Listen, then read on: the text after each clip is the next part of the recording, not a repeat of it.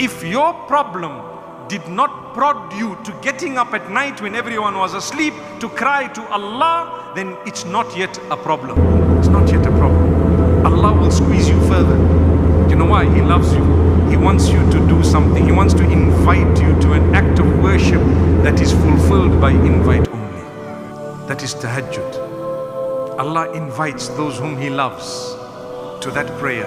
And sometimes the invitation is through squeezing you until you realize, I have to.